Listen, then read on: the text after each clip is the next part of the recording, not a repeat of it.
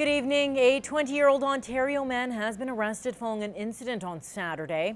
Police say they responded to a call of an intoxicated man banging on the door of a home. Now, the suspect fled the scene after officers approached him. He was caught a short time later. Dylan Judd has been remanded into custody and charged with assault, resisting arrest, and 5 counts of failing to comply with conditions. Now, meanwhile, North Battleford RCMP have arrested a 20-year-old man in connection with an armed robbery in that city. Now, he faces charges of robbery with a firearm, assault with a weapon, and possession of a weapon. Now, police say 2 men were sitting in their vehicles when they were approached by 3 suspects early yesterday morning. They demanded cash and property, and 1 man appeared to have a firearm. Now, one suspect bear sprayed one of the victims. The suspects then fled the parking lot without gaining any property. The investigation is ongoing. Well, it was an informative meeting for many members of the Lloydminster Rotary Club, as our guest speaker was able to give them some insight on the status of crime in the community as well as more.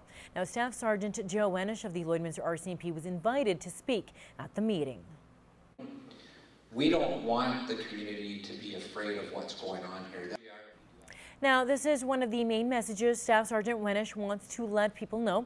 He says the RCMP has seen a drop in some areas of crime. In the quarter, and this is looking over the last 4 years, we've seen a reduction in persons crime, which are assaults and anything to do with harm to people, of about 1%. Not a significant drop, but it is a drop.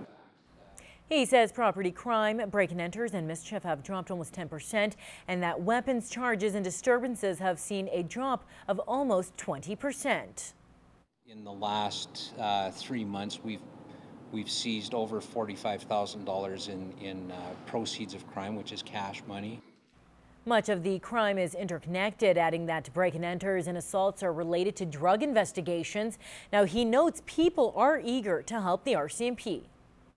I got more information about bad people from good people in the community just by walking around and talking to people.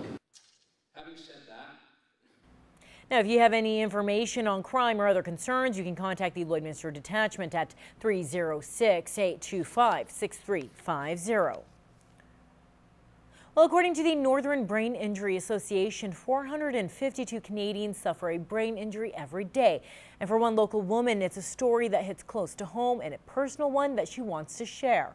Sandra Brown's story has been published in the latest Chicken Soup for the Soul book titled Recovering from Traumatic Brain Injuries.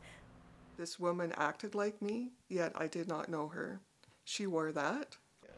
Sandra Brown suffered a concussion after being rear-ended almost 2 years ago. She says healing takes time, and writing the story was part of the recovery process. It was reflection time, but also part of the healing experience as well. And humor is quite a part of concussion recovery, and your brain doesn't quite work the way it should be in the beginning of the concussion time. Now, she says the story is based on her experience and how often she didn't feel like herself. She hopes her story is encouragement for those who have been through a traumatic brain injury. One day at a time, enjoy the miracle of each new day. Focus on the positive rather than on all the negatives. Know that you're going to take a couple steps back once in a while. Her story is called Lights, Camera, Action, and you can find copies of the book at Walmart and Versus here in Lloydminster. Well, from adrenaline-pumping acts to speeds that can make anyone dizzy, it was a spectacle on Saturday for Four Wing Coal Lakes Air Show. And as Fraser Snowden reports, more than 15,000 people gathered as all eyes were on the sky.